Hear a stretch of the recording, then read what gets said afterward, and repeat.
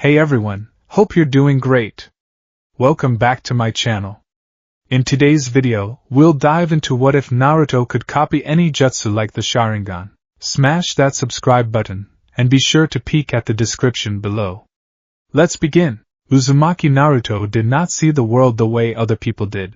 To the rest of the residents of Konohagakure, the Hidden Leaf Village was a bustling metropolis of wood and stone, painted in the vibrant greens of the surrounding forests, the muted browns of the dirt roads, and the colorful fabrics of civilian clothing. It was a world of sharp edges, solid surfaces, and ordinary sounds. To Naruto, the world was a deafening, blinding symphony of light and vibration. He didn't know when it had started. Perhaps he had been born with it.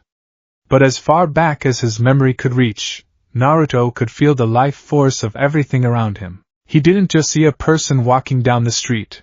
He felt a rhythmic, thrumming hum inside his own chest that mirrored the energy moving within theirs. He saw the physical world, yes, but superimposed over it was a vibrant, glowing network of flowing currents. He would later learn the word for it, chakra. To Naruto, civilians felt like still ponds. Their energy was stagnant, resting quietly in their bellies, rarely moving beyond a gentle, sluggish circulation that kept their hearts beating and their lungs expanding. But shinobi, they were entirely different. Shinobi were raging rivers, crackling bonfires, and violent storms housed within human skin. When a shinobi walked past him, Naruto could feel the intricate, branching pathways beneath their flesh, the chakra coils, pulsing with a dense, heavy pressure. It was a beautiful phenomenon, but it was also a curse. Because Naruto could feel their energy, he could also feel their emotions. Chakra was tied to the mind and the spirit. When the villagers looked at him, Naruto didn't just see the scowls on their faces. He felt the sudden, icy spike of malice in their chakra. He felt the putrid, suffocating wave of disgust and hatred that radiated from their coils, slamming into his own hypersensitive senses like a physical blow. He knew, with absolute, terrifying certainty, that they despised him. He couldn't lie to himself. He couldn't pretend they were just having a bad day. The energy never lied. So he acted out. He painted the Hokage monument. He pulled pranks. He screamed at the top of his lungs. If the world was going to drown him in the cold, hateful hum of their chakra, he was going to make himself as loud and disruptive as possible just to prove he existed. But beneath the mask of the loudmouth, orange-clad prankster was a boy who watched. A boy who observed everything with an intensity that bordered on the unnatural. The academy classroom was stuffy, smelling of chalk dust, polished wood, and the faint metallic tang of shuriken oil. Sunlight streamed through the windows, illuminating the dust motes dancing in the air. At the front of the class, Yumino Iruka stood before the chalkboard. The Chunin instructor was a man whose chakra Naruto actually didn't mind. Iruka's chakra usually felt like a warm, steady hearth fire. It flared with irritation often, usually directed at Naruto. But beneath the annoyance, it lacked the sickly, jagged edges of true malice that the rest of the villagers carried. Today, Iruka was not going over the standard curriculum. Graduation was only days away, and the class was restless. To capture their attention, Iruka had decided to offer a glimpse into the life of a genin. "Quiet down!"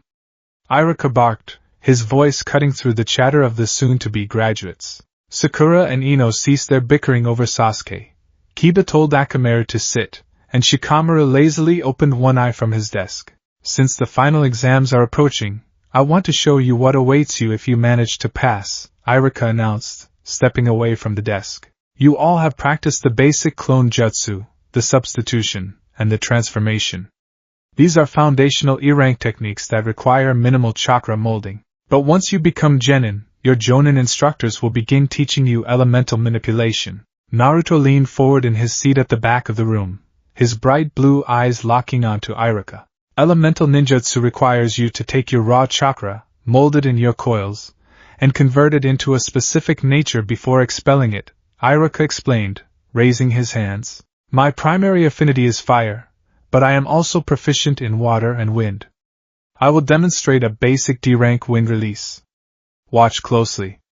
It's called wind release, Gale Palm." The classroom went dead silent.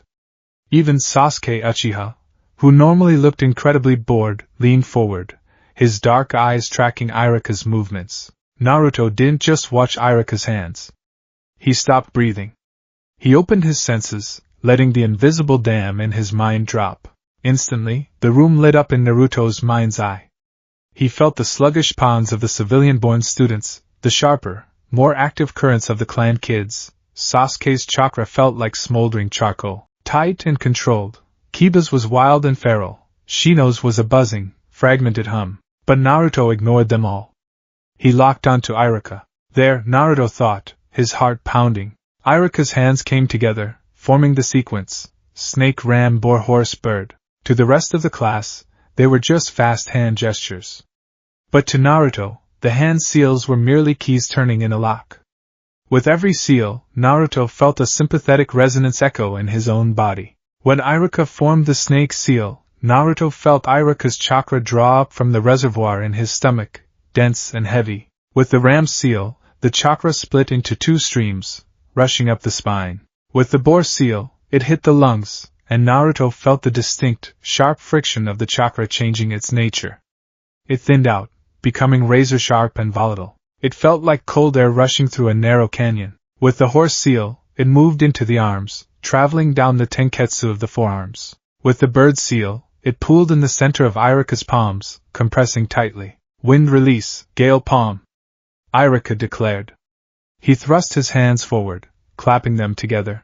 A sharp, concussive blast of compressed air erupted from his palms. The miniature gales swept through the classroom, rustling the students' hair, blowing papers off desks, and rattling the window panes. A collective gasp of awe rippled through the 12-year-olds. Whoa! Kiba grinned. That was awesome. As you can see, Irika said, smiling slightly as he lowered his hands, letting his chakra return to its resting state. Elemental manipulation is powerful. But it requires precise chakra control. If you put too little chakra into it, nothing happens. If you put too much... Irika paused, looking around the room. Well, you could seriously injure yourself, or your comrades. That is why we focus on control first. In the back row, Naruto sat entirely still. His hands were resting on his desk, trembling. He hadn't just seen the jutsu. He had experienced it.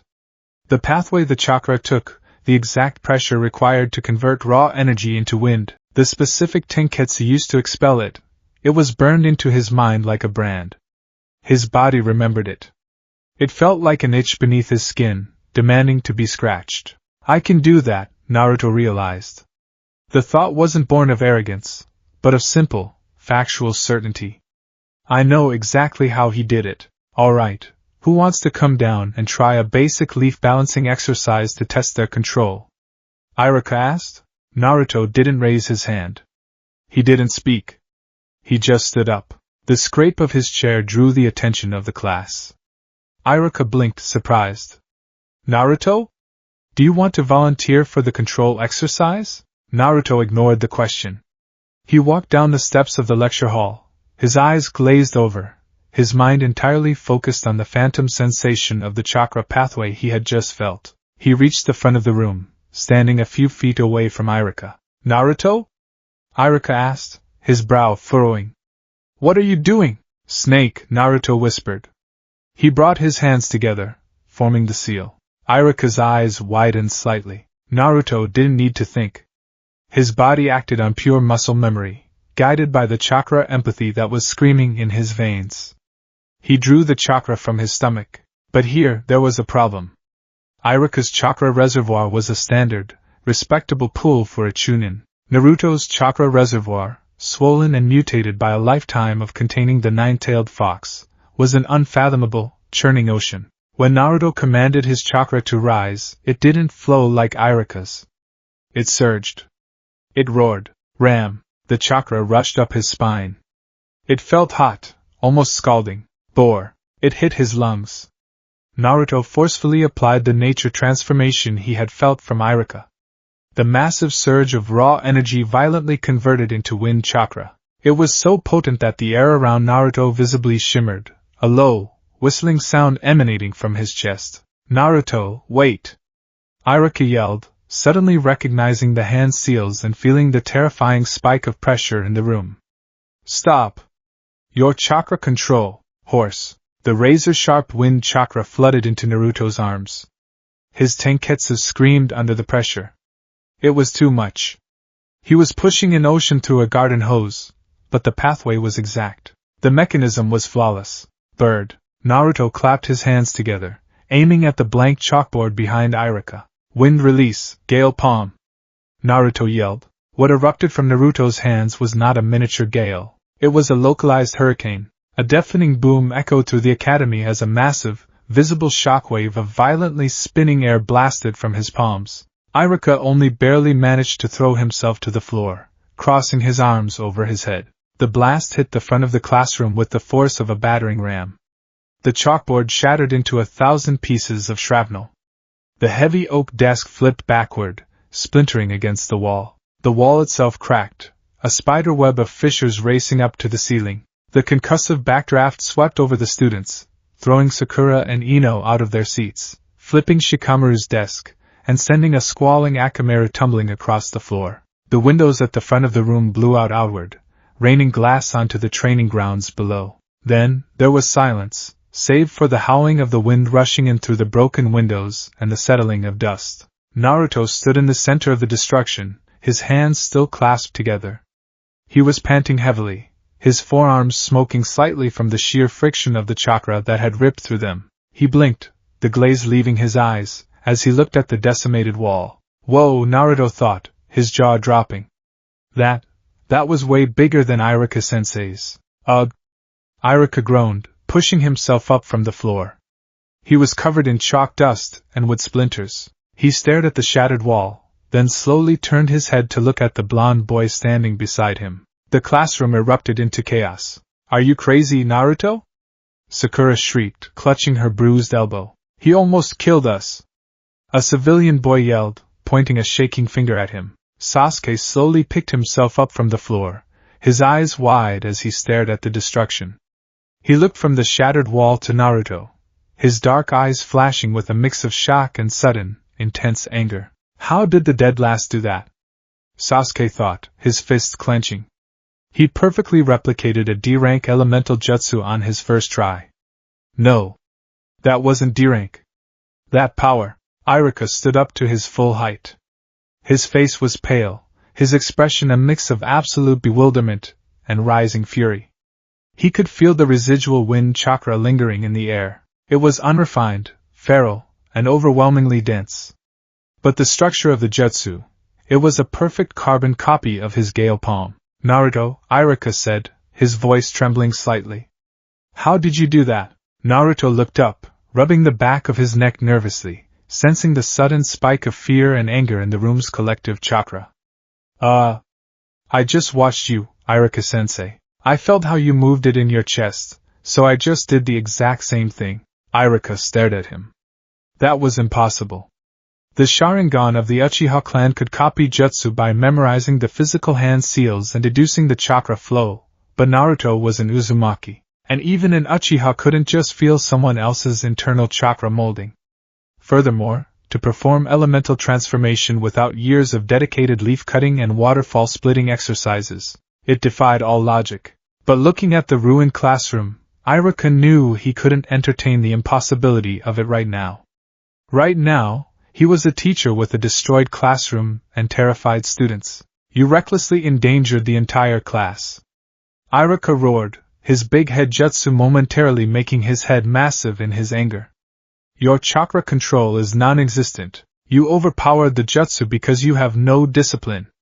Go to the hall. Now. Naruto flinched. The pride he had felt for a brief second, the hope that maybe, just maybe, he had done something cool that would earn him praise, shattered. He looked at the other kids. They were glaring at him. Their chakra stung his senses like angry wasps. Monster, the murmurs in their energy seemed to whisper. Dangerous. Freak. Naruto lowered his head, shoved his hands deep into his pockets, and walked out of the classroom, kicking a piece of broken chalkboard as he went. As the door clicked shut behind him, the silence in the room was heavy.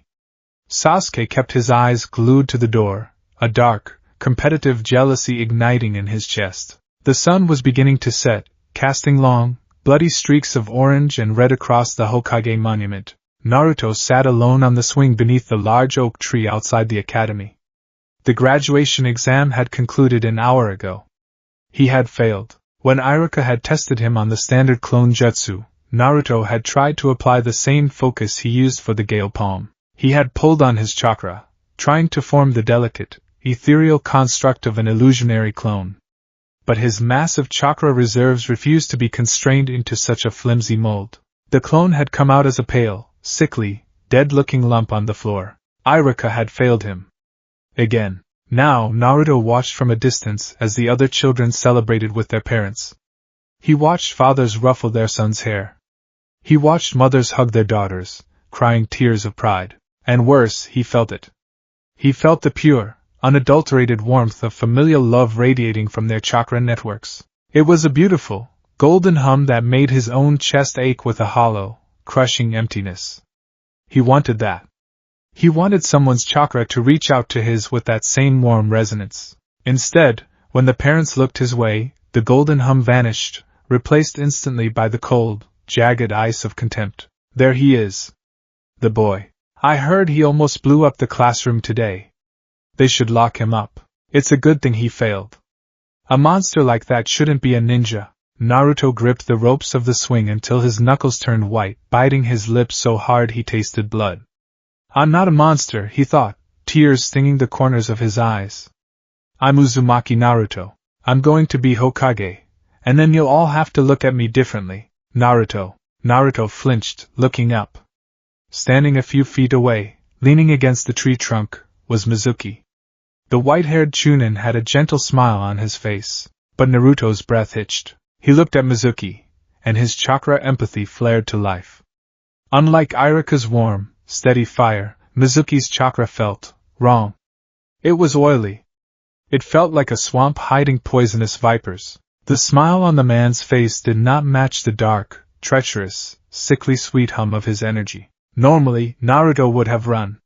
His instincts, sharpened by a lifetime of surviving the village's hatred, screamed at him to get away from this man. But Naruto was desperately lonely, and he had just failed his dream. When Mizuki spoke, his voice was kind. Iruka isn't trying to be mean, you know, Mizuki said softly, walking over and crouching beside the swing. He just wants you to be strong. He sees a lot of himself in you. Naruto sniffled, looking down at his feet. Then why won't he pass me? I can do awesome jutsu. I did that wind thing. You saw it. I did, Mizuki said, his eyes gleaming with a hidden intent. It was incredible, Naruto. Truly. I've never seen a student perform a jutsu they've only seen once with such power. You have a special gift. Naruto looked up, his eyes widening. He thinks I'm special. The slimy feeling of Mizuki's chakra faded to the background, drowned out by Naruto's desperate need for validation. But the rules are the rules, Mizuki sighed. You have to pass the standard test. Unless what? Naruto asked eagerly, leaning forward. Mizuki looked around conspiratorially, lowering his voice to a whisper. Did you know there's a secret graduation exam? A special makeup test for those who have raw power but struggle with the standard curriculum? Really? Naruto gasped, jumping off the swing. What is it? I'll do it. I'll do anything. Mizuki's oily chakra spiked with a triumphant, malicious thrill. Naruto felt it, a cold shiver running down his spine, but he ignored it. He had a chance. In the Hokage's residence there is a large scroll. The scroll of sealing, Mizuki whispered. If you can retrieve that scroll and bring it to the cabin in the woods at the edge of the village, and learn even one jutsu from it, you pass. Naruto's grin stretched from ear to ear. You got it, Mizuki-sensei. I'm going to be a ninja. Sneaking into the Hokage's residence should have been impossible for a 12-year-old genin hopeful. The building was guarded by Umbu, elite, black ops shinobi tasked with protecting the village's secrets. But the Umbu relied on hiding their physical presence, blending into shadows, silencing their footsteps, and erasing their sense. They could hide from eyes and ears. They could not hide from Naruto's chakra empathy. Crouched on the tiled roof of the Hokage Tower in the dead of night, Naruto closed his eyes. The world faded into darkness, replaced by the glowing, pulsing map of energy. He could feel the umbu. Their chakra signatures were massive, tight, and incredibly disciplined. They felt like coiled steel springs. There were two by the main entrance, one patrolling the east corridor, and one resting in the rafters above the Hokage's office. Naruto watched the pulsing light of the patrol guard. He waited until the rhythmic hum of the guard's chakra moved past the stairwell. Then, moving with the silent, practiced grace of a boy who had spent his entire life running from angry mobs, Naruto slipped through an open window. He bypassed the traps effortlessly. A normal thief might trigger a wire, but Naruto could see the faint traces of chakra infused into the ceiling tags on the floorboards. He simply stepped over them. He reached the private archive. The door was locked. Naruto pressed his hand against the lock. He felt the chakra mechanism inside. It required a specific pulse of energy to release the tumblers. Naruto couldn't mimic the exact signature of the Hokage, but he didn't need to. He focused his own chaotic, dense chakra into his fingertips, compressing it until it was as sharp as a needle, and forced it into the lock's mechanism. He surged the energy, effectively frying the delicate chakra lock. With a soft click, the door swung open. In the center of the room, resting on a pedestal, was a massive scroll. It was as tall as Naruto himself, bound in red leather and secured with a thick rope. Naruto grinned. He hoisted the heavy scroll onto his back, grunting under the weight, and slipped back out the window, diving into the night. The forest on the outskirts of Konoha was quiet, save for the chirping of crickets and the rustling of leaves in the night breeze. Naruto dropped the massive scroll onto the grass with a heavy thud, panting. He wiped the sweat from his brow and untied the rope. "All right," Naruto muttered to himself, the moonlight illuminating his determined face. "Mizuki-sensei said I just have to learn one jutsu. Let's see what's in this thing." He unrolled the first section of the scroll. The moment his eyes fell upon the ink, Naruto gasped, falling backward onto his hands. This wasn't a normal scroll. The ink wasn't just pigment on paper. It was saturated with chakra. Overwhelming, ancient, impossibly dense chakra. As Naruto stared at the kanji, his empathy activated involuntarily. He didn't just read the words. He felt the echo of the man who had written them. He felt a chakra that was as deep and vast as an ocean, cold and precise. Tobirama Senju, the second Hokage. The first jutsu detailed was the Shadow Clone Jutsu, and its forbidden variant, the Multi-Shadow Clone Jutsu. As Naruto traced his fingers over the ink, the sensory overload hit him. It was as if a ghost had stepped into his body. He could feel the phantom sensation of Tobirama molding his chakra. He felt the energy pull from the stomach, split perfectly, and push outward through the tenketsu to form a physical, corporeal duplicate. The reason this jutsu was forbidden wasn't because it was hard to execute. Mechanically, it was only a single-hand seal, the cross-shaped clone seal. It was forbidden because dividing one's chakra equally among dozens of corporeal clones would instantly drain and kill a normal ninja. But Naruto wasn't normal. He sat cross-legged, closed his eyes, and let the phantom memory of the second Hokage's chakra flow guide him. He brought his fingers together into the cross seal, pulled from the center. Divide. Project. Multi-Shadow Clone Jutsu. Naruto shouted into the quiet forest. Poof. Poof. Poof. Poof. Plumes of white smoke erupted across the clearing. When the smoke cleared, Naruto's jaw dropped. Standing around him, looking just as shocked as he was, were 200 perfect, solid copies of himself. Whoa! The clones breathed in unison. I did it! The original Naruto cheered, jumping into the air. I totally mastered it in 5 minutes. He quickly dispelled the clones with a thought. The influx of memories returning to him gave him a brief headache, but his Uzumaki vitality brushed it off. He looked at the scroll. He had technically fulfilled Mizuki's requirement. He could stop here. But the scroll was unfurled before him, a buffet of ancient, powerful knowledge, and Naruto's mind was starving. He unrolled it further. He passed over pages of complex fuinjutsu, sealing arts, that were too dense for him to fully grasp. He could feel the chakra structure, but without knowing the mathematical formulas behind the seals, copying them felt dangerous. Then, he found a section authored by a different signature. This chakra felt warm, vibrant, and alive, like a massive, sun-drenched forest. Hashirama Senju, the first Hokage. Naruto touched the ink. The phantom sensation washed over him. Wind release, great breakthrough. Naruto felt the hand seals, tiger, ox, dog, rabbit, snake. He felt the massive intake of breath, the severe compression of chakra in the diaphragm, and the violent expulsion of wind. It was similar to Iruka's gale palm, but designed for wide-area destruction rather than a focused strike. Naruto closed his eyes, committing the physical sensation to his permanent memory. Archived. He kept unrolling. Earth release, earth-style wall. Tiger hair boar dog. This felt entirely different. The chakra was heavy, solid, and grounding. Naruto felt the phantom energy route through his legs, connecting with the earth below, drawing down the natural density of the soil before pulling it upward. Archived. He rolled it further. He found a basic foundational Fuinjutsu, enclosing technique. It detailed how to channel a small, neutral burst of chakra into a piece of paper to seal a physical object into a written formula. Naruto felt the precise, delicate wrapping of chakra around a kunai, folding it into the ink. Archived. Naruto was in a trance. He was absorbing decades of foundational mastery in mere minutes.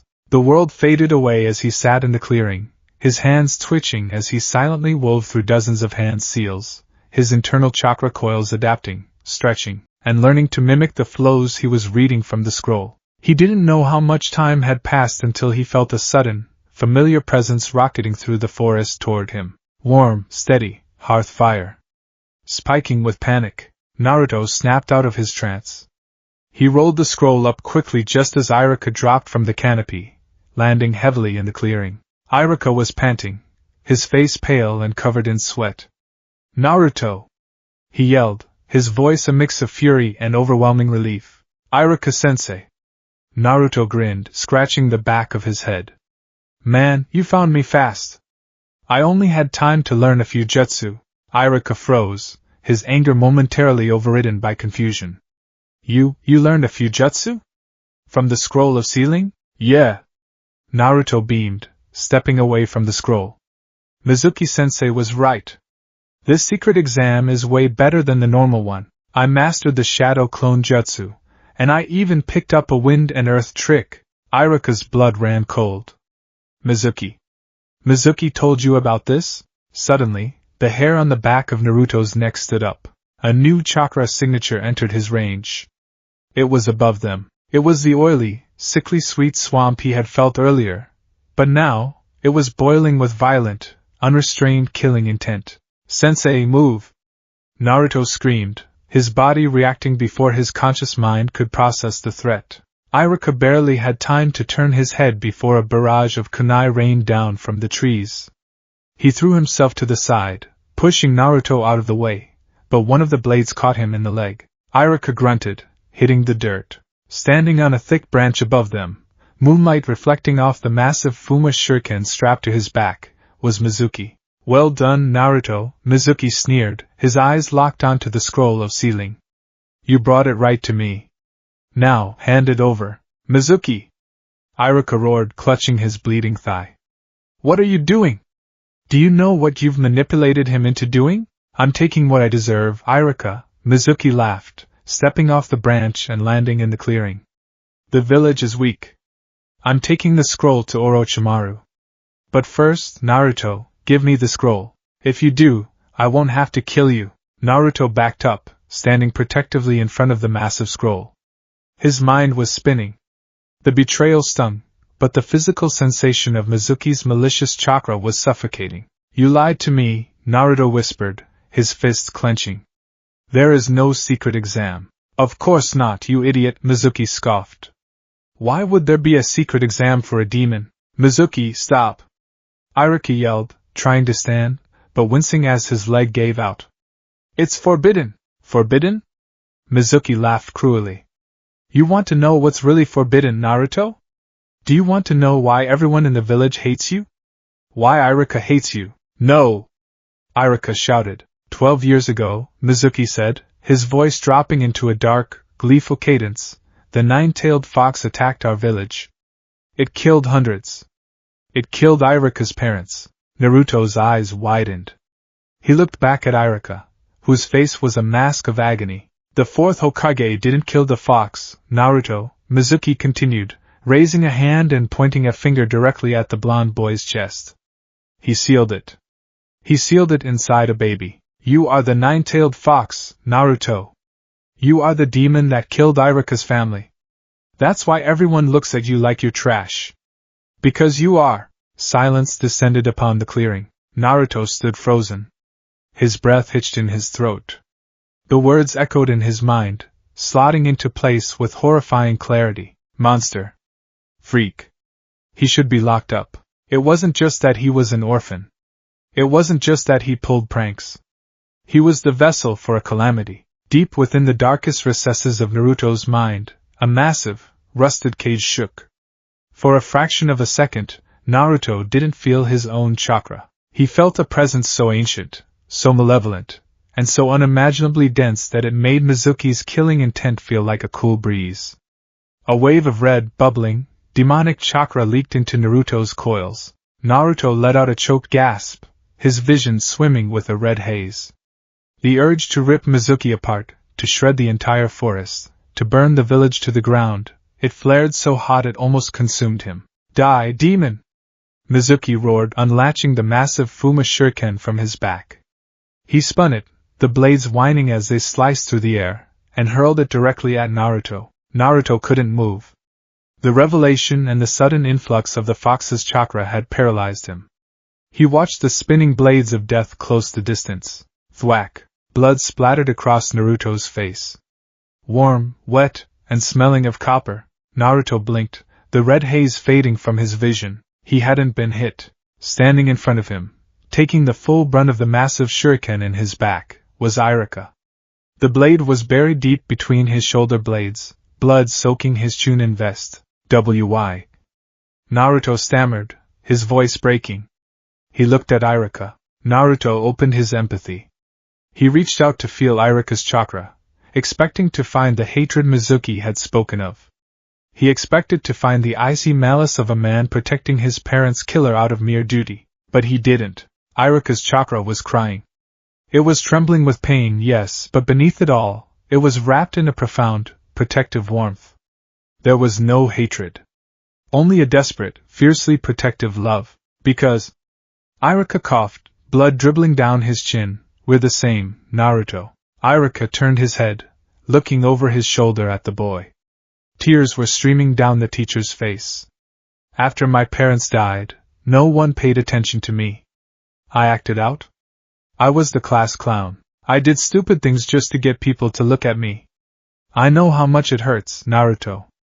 I know how lonely it is." Irika fell to his knees, gripping the edge of the shuriken. "I'm sorry, Naruto.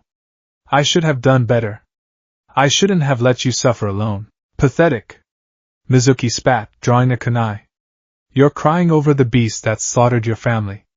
If you want to die for it, Irika, then I'll finish you both." Naruto's mind snapped back into sharp focus. The despair vanished, replaced by a cold, searing clarity. Irika didn't hate him. The village might, but Irika didn't. That was all that mattered. As Mizuki lunged forward, kunai raised to strike down Irika, Naruto moved. He didn't scream. He didn't roar. He moved with the terrifying, silent precision of a veteran killer. Naruto stepped around Irika, his hands blurring as they locked into the tiger seal. He drew heavily on his massive chakra reserves, routing the energy through his legs and slamming his foot into the ground. "Tiger hair boar dog. Earth release. Earth-style wall." Naruto commanded. Mizuki's eyes widened in shock as the ground beneath him violently erupted. A massive slab of solid stone, 5 feet thick and 10 feet high, shot out of the earth directly into Mizuki's path. Mizuki slammed face first into the stone wall, his nose breaking with a sickening crunch. He rebounded, stumbling backward, dropping his kunai. "What the?" Naruto didn't give him time to recover. He formed a single cross-shaped hand seal. Multi-shadow clone jutsu. Poof! Poof! Poof! A dozen clones materialized around Naruto. But instead of blindly rushing Mizuki in a chaotic brawl, Naruto utilized his newly acquired arsenal. Formation A. The original Naruto yelled. 6 of the clones leaped into the air, drawing kunai from their holsters and hurling them over the earth wall at the disoriented Mizuki. Mizuki cursed, drawing a second kunai and deflecting the incoming projectiles. Shadow clones? You little brat, you think a few tricks will save you? He prepared to vault over the wall, but as he looked up, he saw the original Naruto standing atop the stone barricade, looking down at him with eyes as cold as ice. Naruto's hands flew through another sequence. Tiger, ox, dog, rabbit, snake. He drew in a massive breath, his chest expanding unnaturally as he molded an absurd amount of chakra, forcing the nature transformation until the air in his lungs felt like spinning razors. Wind release, great breakthrough. Naruto exhaled, blowing an explosive gale of pressurized wind downward. Mizuki screamed as the hurricane-force winds hit him.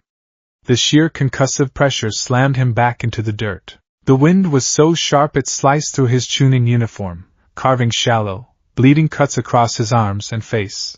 The gale tore up the grass, snapped the branches off nearby trees, and pinned Mizuki to the ground, entirely helpless. The remaining 6 clones used the wind as a tailwind.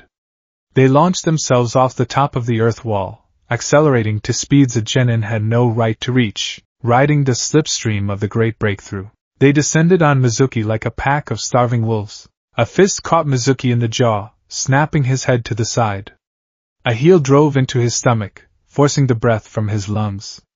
An elbow cracked against his ribs. The clones moved in perfect, brutal synchronization, mercilessly beating the traitorous Chunin into the dirt. It was over in seconds. The clones backed away, leaving Mizuki a bloody, unconscious heap in the crater created by the wind jutsu. The wind died down. The dust settled. Naruto stood atop his created earth wall, breathing heavily. He looked down at his hands. He could feel the pathways in his body throbbing, sore from the sudden, rapid use of high-level elemental manipulation, but the power was intoxicating. He had seen Tobirama's and Hashirama's techniques once. And he had executed them perfectly in a life-or-death battle. He dropped down from the wall, landing softly next to Iruka. The clones dispelled in puffs of smoke. Iruka was staring at him, his mouth agape.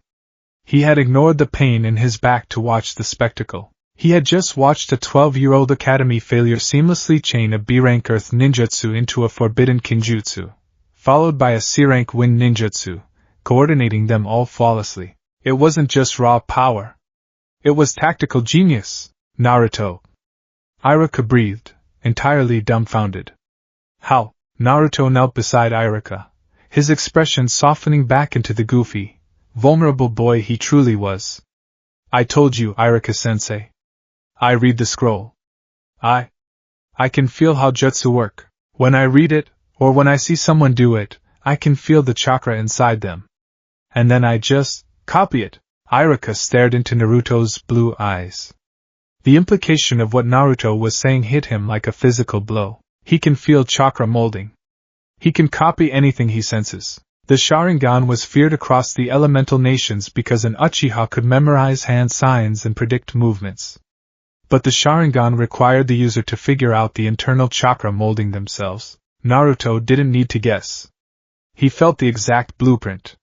He had perfect chakra empathy, coupled with his Uzumaki stamina and the Nine-Tails reserves. Kami, Iruka thought, a shiver running down his spine that had nothing to do with blood loss. He's not just a prankster. He's a prodigy.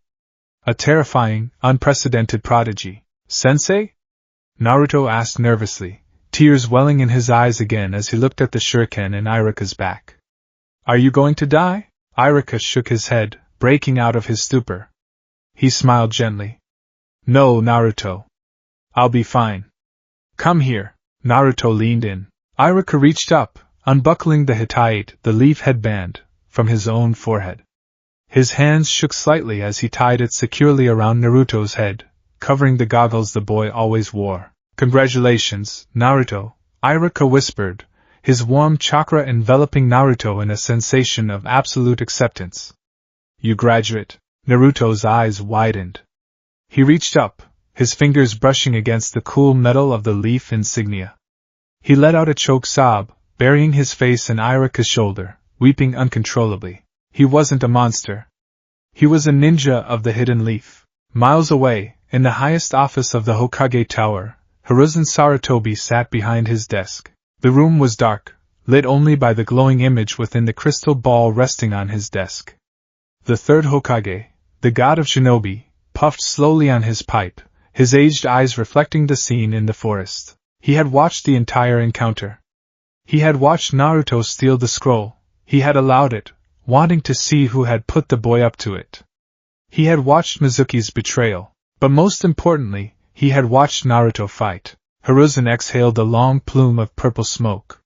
His hand, weathered and scarred from decades of war, trembled slightly as he placed the pipe down. Anbu, Hiruzen spoke, his voice quiet but carrying the absolute authority of the Kage. From the shadows of the room, a masked ninja materialized, kneeling instantly. Lord Hokage, dispatch a medical team to Sector 4 of the Outer Forest. Secure Mizuki. Retrieve Umino Irika and Uzumaki Naruto, Hiruzen ordered. At once. The Anbu vanished. Hiruzen leaned back in his chair, rubbing his temples. He looked back at the crystal ball, watching the image of the blonde boy crying into his teacher's shoulder. Hiruzen knew all of the jutsu in the scroll of sealing. He had been taught by Hashirama and Tobirama. He knew the intricate, maddeningly complex chakra control required to execute the earth wall and the great breakthrough. It took veteran Jonin months of dedicated elemental training to master those techniques. Naruto had learned them by looking at a piece of paper for 5 minutes. He didn't just learn them, Hiruzen thought, his mind racing. He adapted them. He chained them. He used his wind to propel his clones. That level of instinct, it's not just talent. It's a mutation. Hiruzen had always known Naruto would be powerful. As the Jinchuriki of the Nine Tails, raw destructive force was guaranteed. But this was different. This was a surgical, precise theft of knowledge. If he can copy any jutsu he feels. Hiruzen closed his eyes, a heavy weight settling on his old shoulders. If word of this leaves the village, every hidden village will send their hunter-nin to kill him or kidnap him. Orochimaru would trade his own arms for a vessel like that. He is a walking, breathing archive. Hiruzen opened his eyes, his gaze hardening into steel. Naruto had just become the most valuable, and the most dangerous, asset in Konohagakure. He would need a teacher who could protect him. A teacher who understood the burden of copying jutsu. A teacher who possessed the Sharingan. Kakashi, Hiruzen murmured into the empty room. You are going to have your hands full with this one. The symphony of the shinobi world had a new conductor. And Uzumaki Naruto was ready to play. The morning sun filtered through the dusty blinds of Uzumaki Naruto's messy apartment, casting long, fractured shadows across the floorboards. Dust motes danced lazily in the beams of light, undisturbed by the usual chaotic scrambling that characterized the blonde boy's mornings. Today, there was no frantic rush to find clean clothes. There was no expired milk to gag on. There was only absolute, deafening stillness. Naruto sat cross-legged in the center of his bed, fully dressed in his iconic orange jumpsuit, the newly acquired Konoha Hittite securely fastened around his forehead. His eyes were closed. His breathing was slow, measured, and entirely deliberate. He was listening to the symphony. Ever since the incident in the forest the night before, something fundamental within him had shifted. The dam that had previously held back his chakra empathy, the mental barrier he had subconsciously erected to drown out the village's hatred, had broken. When he had tapped into the scroll of sealing, when he had felt the ghosts of the first and second Hokage, his sensory network had been violently expanded. Now, he couldn't turn it off. Even from his apartment, he could feel the village waking up. He felt the sluggish, muted hum of the civilian baker down the street kneading dough. He felt the sharp, disciplined sparks of a pair of Anbu leaping across the rooftops a mile away. He felt the ambient, chaotic buzz of the marketplace coming to life. But more prominent than the external world was the world inside himself. Naruto placed a hand over his stomach, right above his navel. Beneath the skin, beneath the muscle, lay a seal he now knew the truth about. I am the cage, he thought, the revelation still tasting like ash in his mouth. The nine-tailed fox. That's why they hate me. For 12 years, he had screamed into the void, begging for a reason why the village looked at him like a plague. Now he had his answer. It was a terrible, crushing burden, one that had nearly shattered him when Mizuki had screamed it in the clearing. But Iruka had pulled him back from the brink. Iruka had shown him that he was not the demon. He was just the boy tasked with holding it. Naruto focused on the seal. When he pushed his empathy inward, he didn't just feel his own massive, chaotic ocean of blue chakra. He felt the other thing. Deep down, past a labyrinth of rusted iron gates and murky water, a colossal mass of red, bubbling, malevolent energy churned in an eternal rage. It felt like standing on the edge of a volcano. It was terrifying, but it was also a wellspring of infinite power. Naruto opened his eyes, the vibrant blue pools sharp and clear. He raised his hands, staring at his palms. They still throbbed with a phantom ache. The memory of performing the Earth-style wall and the great breakthrough was burned into his nervous system. If he wanted to, he could weave the hand signs right now and tear his apartment building in half. He knew how the jutsu worked. He knew the exact ratio of physical to spiritual energy required. He knew the precise tenketsu to open. "I'm not a monster," Naruto whispered to the empty room, his hands clenching into fists. "I'm a shinobi. And I'm going to learn everything." He stood up, grabbed a piece of stale toast from the counter, and walked out the door. The atmosphere in the academy classroom was electric with nervous energy. Today was the day the genin would receive their team placements and meet their jonin instructors. When the door slid open, the chatter instantly died down. Naruto walked into the room. Usually, this was the part where he would shout a greeting, jump onto a desk, or pick a fight with Kiba or Sasuke to draw attention to himself. But today, Naruto was completely silent. He walked down the tiered steps with a measured, predatory grace that belonged to a much older, much more dangerous ninja. His hands were tucked into his pockets. His posture was straight, but it was his eyes that unsettled the room. Naruto wasn't looking at their faces. As he walked past the rows of desks, his intense blue eyes were locked onto their chests, their stomachs, and their hands. Shino Aburame, Naruto thought as he passed the trench coat-wearing boy. His chakra is weird. It's not one pool. It's thousands of tiny, buzzing specks constantly moving through his coils. Like a hive. Kiba Inuzuka, he noted, glancing at the feral boy and his puppy. Hot. Wild. His chakra network is intrinsically linked with Akamaru's. They cycle energy between each other even when resting. Hinata Hyuga. Naruto paused slightly. Tight. Incredibly refined. Her chakra flows strictly to her eyes and her fingertips. But it's nervous. It flutters like a trapped bird. Hey, Naruto! Kiba barked, breaking the silence as he pointed a finger. What are you doing here? This is for graduates only. Did you steal that headband? Normally, Naruto would have yelled back, defending his honor. Instead, he simply stopped, turned his head slowly, and looked at Kiba. He felt the sudden spike of challenging, aggressive chakra flare in Kiba's chest. Naruto didn't say a word. He just stared at the center of Kiba's chest for 3 agonizing seconds, dissecting the flow of the Inuzuka's energy, filing it away. Then, he turned and continued walking up the steps. Kiba blinked, lowering his finger, a sudden chill running down his spine. Okay then. Weirdo. Naruto reached the back row and slid into the seat next to the window. The seat directly next to Sasuke Uchiha. Sasuke was resting his chin on his steepled fingers, staring out the window, brooding as usual. But as Naruto sat down, Sasuke's dark eyes shifted toward him. Sasuke had noticed it immediately. The shift in the atmosphere. The total lack of boisterous noise. And more importantly, he remembered the incident yesterday. He remembered the shattered classroom wall, and the deafening boom of the wind jutsu. He shouldn't be here, Sasuke thought, his jaw tightening. He's a failure. A clown. How did he pass? Naruto slowly turned his head. His eyes locked onto Sasuke. To Naruto, Sasuke's chakra was a masterpiece of discipline, but it was suffocating. It felt like smoldering charcoal tightly packed into an iron box. It was dense, incredibly hot, a clear fire affinity, and spiked with jagged, agonizing shards of unresolved trauma. The Uchiha's energy was dark, heavy, and constantly simmering on the edge of violence. Naruto leaned in slightly, his eyes tracing the invisible pathways running up Sasuke's arms and congregating behind his dark eyes. The Sharingan, Naruto realized. Even unawakened, his chakra naturally pulls in his optic nerves. That's how they see it. Sasuke felt the stare. It wasn't a normal look. It felt invasive.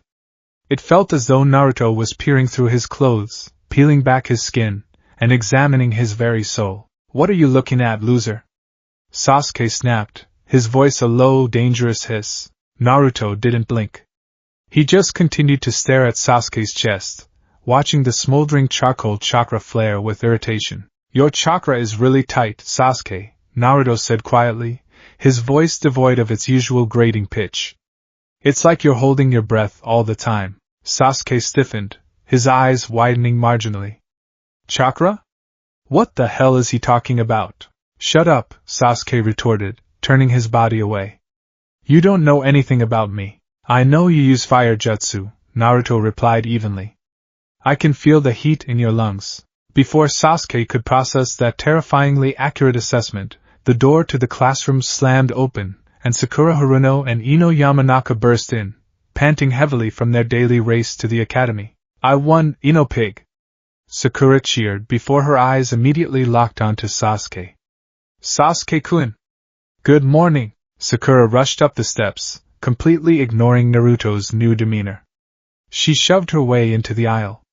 Move it, Naruto! Let me sit next to Sasuke-kun. Naruto looked at Sakura.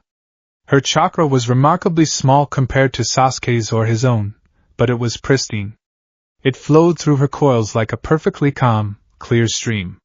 There was zero wasted energy. Perfect control, Naruto noted automatically. Without a word of protest, Naruto stood up, stepped around Sakura, and took the seat on the other side of Sasuke, leaving Sakura to happily take the middle spot. Sakura blinked, completely thrown off guard.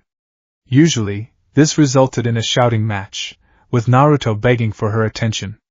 Thanks? Naruto didn't respond. He just rested his chin on his hand and resumed his intense, unblinking observation of Sasuke's hands. He wanted to know what hand seals the Uchiha favored. Sasuke gripped the edge of his desk, his knuckles turning white. The constant, surgical stare was making his skin crawl. The tense silence was broken when Irika entered the room. The Chunin instructor looked exhausted, a few fresh bandages wrapped around his neck and hands, but he wore a proud smile as he looked over the graduating class. His eyes lingered on Naruto for a fraction of a second longer, a silent communication of respect passing between them. Congratulations to all of you, Irika began, standing at the podium.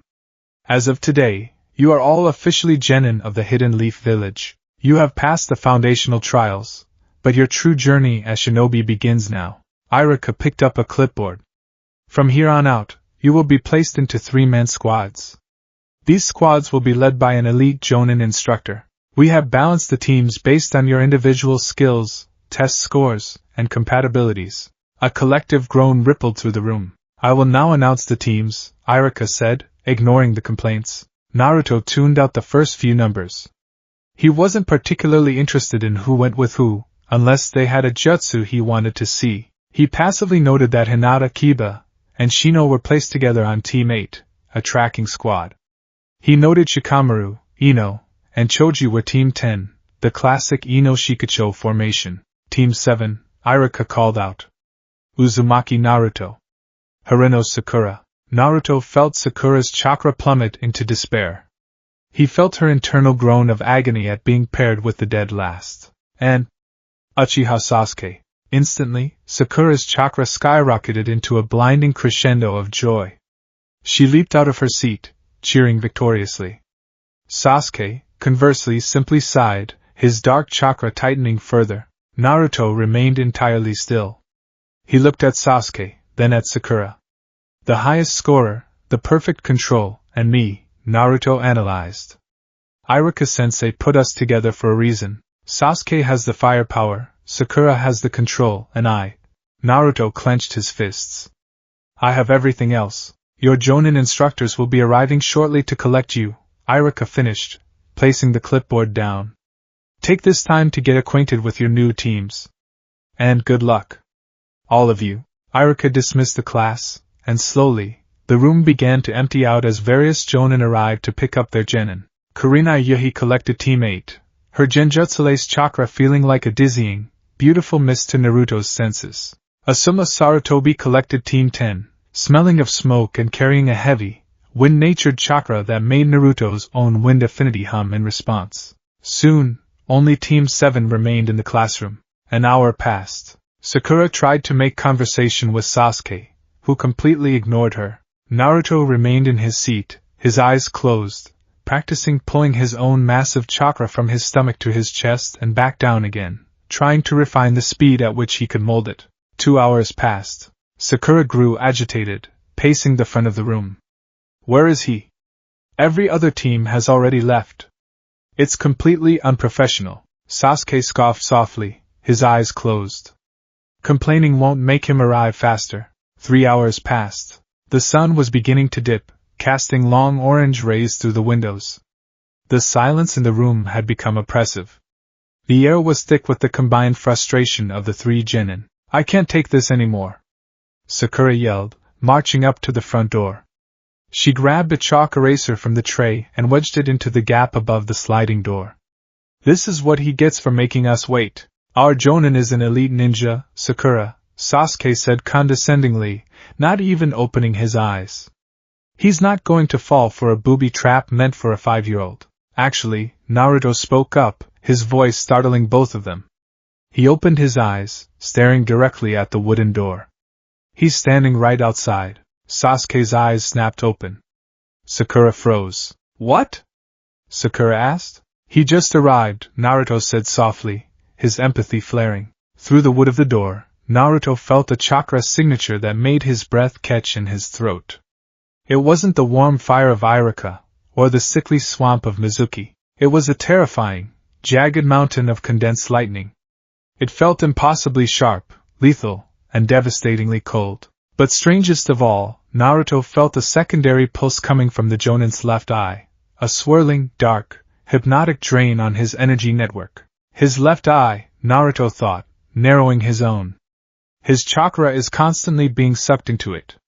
It's a permanent drain. Slowly, the door slid open. The chalk eraser fell. With a soft thwack, it bounced off the silver, gravity-defying hair of a tall man wearing a standard Konoha Jonin uniform, a mask covering the lower half of his face, and his hitai pulled down to cover his left eye. The eraser hit the floor.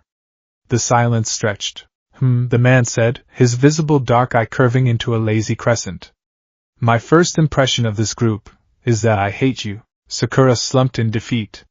Sasuke sighed. Meet me on the roof in 5 minutes, the Jonin ordered, vanishing in a swirl of leaves with the body flicker technique. Naruto didn't even blink. He felt the rapid spike of chakra in the man's legs right before he vanished. Dog, boar, ram? Instantaneous movement. Naruto archived it effortlessly. He stood up and casually walked out the door, leaving his bewildered teammates behind. The roof of the academy offered a sweeping view of the village, the Hokage monument looming protectively in the distance. The cool evening breeze rustled the leaves of the nearby trees. Kakashi Hatake sat on the railing, reading a little orange book. As his 3 new genin walked onto the roof and sat on the steps before him, he snapped the book shut and tucked it away. All right, Kakashi drawled lazily. Let's start with introductions. Tell me your names, your likes, your dislikes, your dreams for the future, and your hobbies. Why don't you go first, Sensei? Sakura asked, crossing her arms. So we can see how it's done. Kakashi pointed to himself. Me? I am Kakashi Hatake. Things I like and things I hate. I don't feel like telling you that. My dreams for the future, never really thought about it. As for my hobbies, I have lots of hobbies. Sakura's sweat dropped. That told us absolutely nothing except his name. Okay, your turn. Kakashi pointed at the pink-haired girl. You on the right. I'm Sakura Haruno. Sakura beamed. What I like? I mean, the person I like is... She giggled, glancing sideways at Sasuke. My hobby is... Another giggle, another glance. My dream for the future is... She squealed, burying her face in her hands. And what do you hate? Kakashi sighed. Naruto. Sakura declared instantly. Naruto didn't react. He just kept staring at Kakashi's covered left eye, intensely curious about the chakra drain happening behind the metal fabric. Girls her age are more interested in boys than ninja training, Kakashi noted mentally. Next. The brooding one. Sasuke rested his elbows on his knees, his hands steepled over his mouth. His chakra flared darkly. My name is Sasuke Uchiha. I hate a lot of things, and I don't particularly like anything. What I have is not a dream, because I will make it a reality. I'm going to restore my clan, and kill a certain someone. The air on the roof grew heavy. Sakura looked terrified. Kakashi's visible eye didn't change, but Naruto felt the Jonin's internal lightning chakra shift defensively, recognizing the dark intent. Just as I thought, Kakashi mused. He's entirely consumed by revenge. And finally, Kakashi said, turning his gaze to the blonde boy who had been unnervingly quiet. The loud one. Naruto slowly pulled his gaze away from Kakashi's eye and met the Jonin's gaze. The transition in the boy's demeanor from the file the Hokage had given him was jarring. There was no boisterous shouting, no claims of wanting ramen. My name is Uzumaki Naruto, Naruto said softly, his voice carrying clearly on the wind. I like instant ramen, and the ramen Iruka-sensei buys me at Ichiraku. I hate the 3 minutes you have to wait after pouring the hot water in. Kakashi nodded slightly. Okay, standard so far. My hobbies. Naruto continued, his eyes darting to Sasuke's hands, then back to Kakashi. Are watching people. Seeing how they work. Kakashi's eye narrowed fractionally. The third Hokage's warning echoed in his mind. He is an observer, Kakashi. He possesses an empathy unlike anything we have ever seen. Guard your secrets around him, and my dream for the future. Naruto's blue eyes hardened, a fierce, unbreakable resolve shining through them. Is to become the greatest Hokage. Not just so the village will acknowledge me, but so I can be strong enough to protect what's mine. So no one can ever look down on me again. Kakashi assessed the 3 genin before him. A fangirl, an avenger, and a prodigy wrapped in the skin of a pariah. This was going to be an absolute nightmare. Good, Kakashi said, standing up. You're all unique. We will have our first mission tomorrow. What kind of mission, sensei? Sakura asked eagerly. It's a task that the 4 of us will do together, Kakashi said, his voice dropping into a slightly more sinister tone. A survival exercise. Survival exercise? Sakura echoed, confused. But we did plenty of those at the academy. This is not like the academy, Kakashi chuckled, a dark, rumbling sound. Of the 27 graduates, only 9 will actually be accepted as genin. The other 18 will be weeded out and sent back to the academy. This exercise has a 66% failure rate, Sakura gasped. Sasuke's eyes widened slightly. Naruto remained impassive. He knew it was a test of skill. And he was confident in his new arsenal. Meet me at Training Ground 7 tomorrow at 5 a.m., Kakashi ordered. Bring your ninja gear. And oh, I suggest you skip breakfast. You'll throw it up. With that chilling warning, Kakashi vanished in another body flicker. Sakura immediately began to panic, muttering about how she had to prepare. She waved goodbye to Sasuke and rushed off the roof. Naruto stood up, stretching his arms above his head.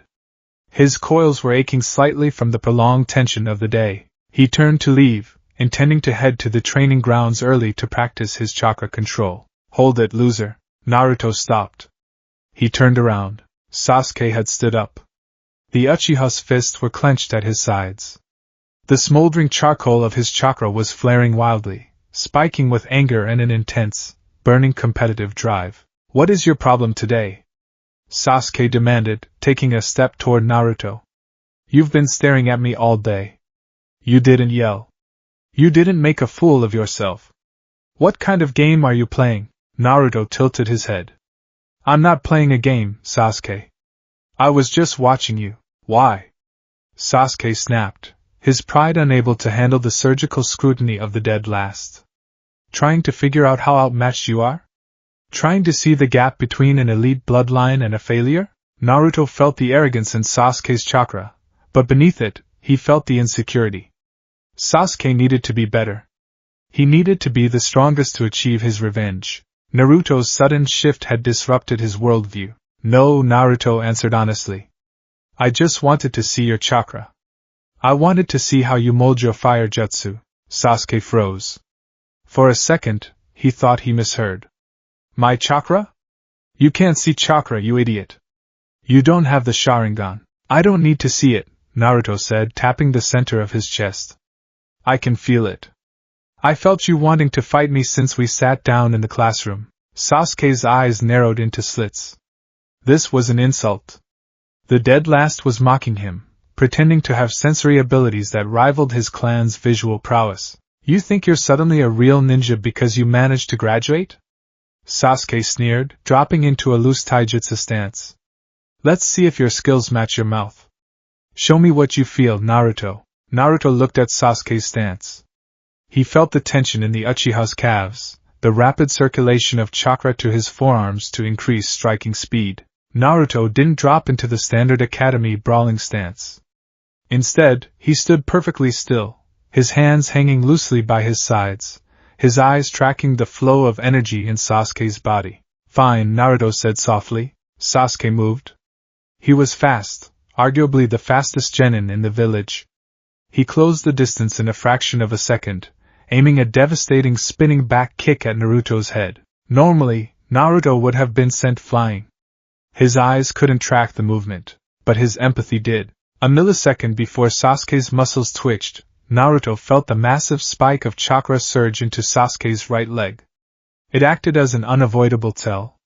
It was pseudo-precognition. Naruto ducked smoothly under the kick, feeling the air rush over his hair. Sasuke's eyes widened in shock as his kick hit empty air. He quickly pivoted, using the momentum to drive a vicious elbow down toward Naruto's exposed back. Spike in the right shoulder, Naruto's empathy warned. Naruto sidestepped cleanly, bringing his own forearm up to parry the elbow strike. The impact sent a jolt of pain up Naruto's arm. Sasuke was physically stronger and hit much harder, but Naruto absorbed the force, sliding his hand down Sasuke's arm and attempting to sweep his legs. Sasuke leaped backward, creating distance, panting slightly. He stared at Naruto in utter disbelief. He dodged perfectly, Sasuke thought, his mind racing. He didn't even flinch. He moved before I attacked. How? You strike hard, Naruto commented, shaking his bruised arm. But you flood your limbs with chakra right before you move. It's too loud, Sasuke. I can feel you coming a mile away. It was the ultimate insult. Sasuke Uchiha, the prodigy, being lectured on stealth and efficiency by Uzumaki Naruto. Rage, pure and unadulterated, exploded within Sasuke's chest. The charcoal chakra ignited into a raging inferno. Shut up! Sasuke roared. He didn't care that they were on top of the academy. He didn't care that this was his teammate. He needed to crush this anomaly. He needed to prove his superiority. Sasuke's hands blurred as he ran through the hand seals of his clan's signature jutsu. It was muscle memory to him, drilled into his very soul since childhood. Horse tiger serpent ram monkey boar horse tiger. Naruto's eyes widened, not in fear, but in absolute, ecstatic fascination. Time seemed to slow down. Naruto felt the symphony reach a dramatic, booming crescendo. With every seal Sasuke wove, Naruto felt the corresponding pathway light up in the Uchiha's body. He felt the massive draw of chakra from the stomach. He felt it rush to the lungs, where it violently converted into a blistering, scorching heat. He felt the lungs expand to their absolute limit, compressing the fire until it was ready to detonate. It was a beautiful, devastating sequence. And in that 2-second window, Naruto permanently archived it in his mind. Sasuke brought his hand to his mouth, taking a massive breath. Fire style, great fireball jutsu. Sasuke shouted, expelling a massive, roaring sphere of orange flames from his lips. The fireball expanded rapidly, its heat instantly vaporizing the moisture in the air. It was easily 10 feet across, a terrifying display of a genin's power, hurtling directly toward Naruto, threatening to incinerate him where he stood. Naruto didn't run. He didn't scream. He closed his eyes. He let the phantom sensation of Sasuke's chakra pathways wash over his own. He commanded his massive, chaotic reserves to forcefully mimic the precise structure he had just mapped out. His hands moved in a blur, perfectly matching the speed of the Uchiha prodigy. Horse tiger serpent ram monkey boar horse tiger. The red, demonic chakra leaking from the seal in his gut flooded his lungs. The nature transformation was agonizing.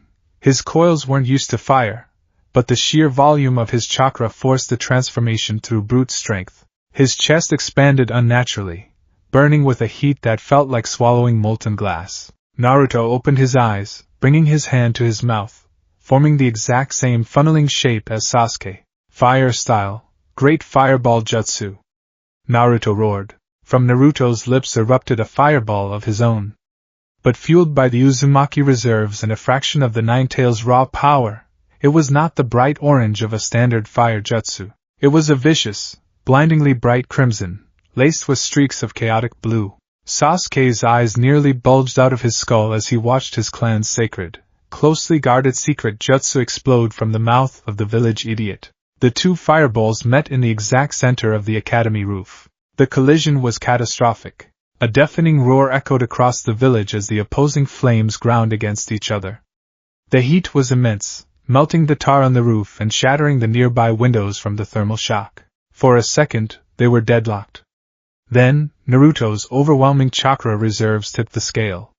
The crimson fireball forcefully began to consume the orange one, pushing the wall of flames back towards Sasuke. Sasuke was frozen in shock, his mind completely shattered. He copied it. He copied it instantly. That's impossible. The flames licked at Sasuke's face, the intense heat threatening to swallow him whole. He couldn't move.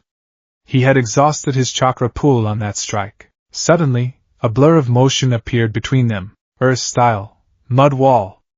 A voice commanded casually. A thick slab of solid earth instantly erupted from the roof, slicing directly between the two boys and intercepting the raging inferno. The flames crashed harmlessly against the dirt, washing over the sides and dissipating into the evening sky. The roof was silent, save for the crackling of localized fires on the tar and the heavy, ragged breathing of the two genin.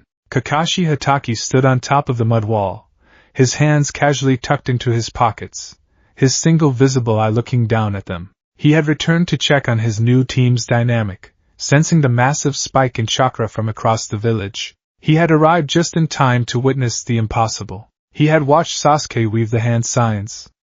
He had watched Naruto, standing perfectly still, wait until the signs were finished. And then, he had watched Naruto execute a flawless, overpowered carbon copy of a C-rank Uchiha jutsu he had never seen before in his life. Kakashi's heart pounded in his chest. His covered left eye throbbed behind his headband. The Hokage wasn't exaggerating, Kakashi thought, a bead of sweat rolling down his cheek hidden beneath his mask. He didn't just mimic the signs. A normal ninja couldn't match the internal chakra molding on the first try without exploding their own lungs. He physically memorized the jutsu by feeling it. Kakashi looked at Sasuke. The Uchiha boy was on his hands and knees, staring at the ground, trembling with a mix of exhaustion, terror, and a devastatingly bruised ego. His entire worldview had just been violently upended. Then, Kakashi looked at Naruto. The blonde boy was wiping soot from his face, coughing slightly as the residual smoke cleared. He looked up at Kakashi, offering a sheepish, apologetic grin that looked entirely too innocent for a kid who had just unleashed a miniature son. Sorry, Kakashi-sensei, Naruto coughed. I think I put too much chakra into it. Fire is hard. He thinks fire is hard, Kakashi mentally repeated, staring blankly at the kid. He just effortlessly mastered a C-rank elemental jutsu in 2 seconds, and his only complaint is that it was hard.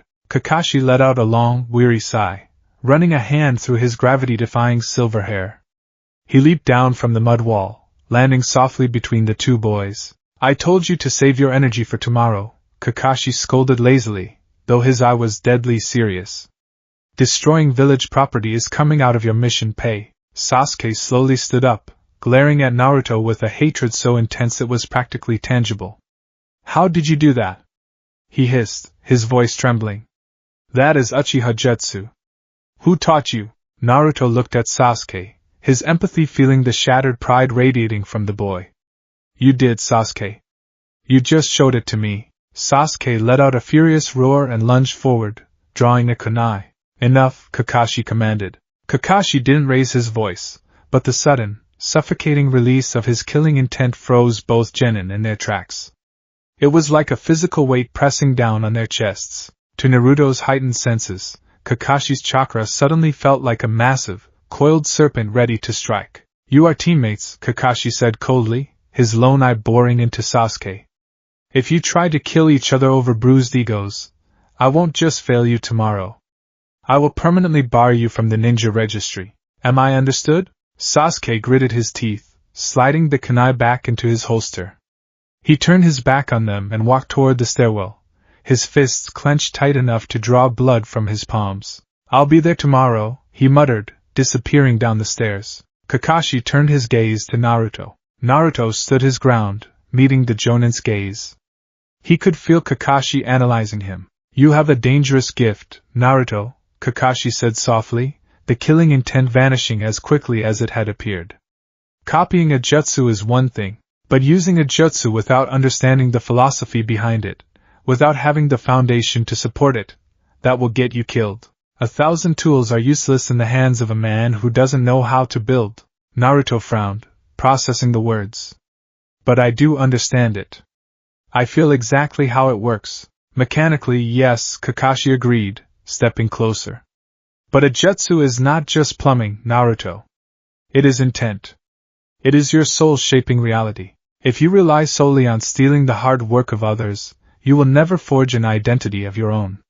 You will just be an echo. Kakashi reached up and tapped his own covered left eye. Trust me.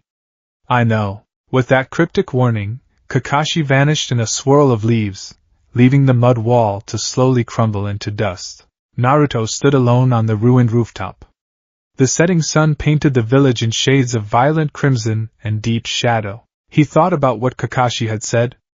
An echo. Naruto touched his chest, feeling the rhythmic, pulsing drumbeat of his own massive chakra reserves, and the darker, heavier thrum of the fox beneath it. He had spent his entire life wanting to be seen. Now, he had the ability to mirror anyone he encountered perfectly. I won't be an echo, Naruto whispered to the wind, his eyes hardening with determination. I'll be the loudest thing they've ever heard. He turned and walked toward the stairs, ready for tomorrow.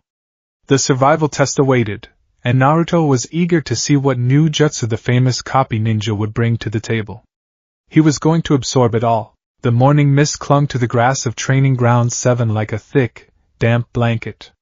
The sun had not yet breached the horizon, leaving the world painted in muted shades of gray and deep, bruised purple. It was 5 a.m. The air was biting cold, and the silence of the forest was broken only by the occasional chirp of an early bird and the loud, rumbling growl of 3 empty stomachs. Sakura Haruno hugged her arms tightly across her chest, shivering as a brisk wind swept across the clearing. Her pink hair was slightly disheveled, and dark bags hung under her eyes. She had spent the entire night agonizing over Kakashi's warning, too anxious to sleep and too terrified of throwing up to eat even a single bite of breakfast. He's late, Sakura whined, her voice cutting through the quiet. She glared at the empty wooden post standing in the center of the field. He told us 5 o'clock sharp, and he's not even here. A few feet away, Sasuke Uchiha stood perfectly still, leaning against one of the wooden posts. His arms were crossed over his chest, his eyes closed. But beneath his calm, brooding exterior, a violent storm was raging. He hadn't slept either. Every time Sasuke had closed his eyes, he had seen it again. The blinding, chaotic crimson of Naruto's fireball pushing his own back. The absolute ease with which the dead last had replicated his clan's sacred technique. His pride, the very foundation of his identity as an Uchiha elite, had been fractured. Sasuke opened one eye, his dark gaze sliding over to where the third member of their team was sitting. Naruto Uzumaki was sitting cross-legged in the damp grass, a few yards away from the posts. His hands were resting casually on his knees, his eyes closed, his breathing slow and rhythmic. He looked entirely at peace.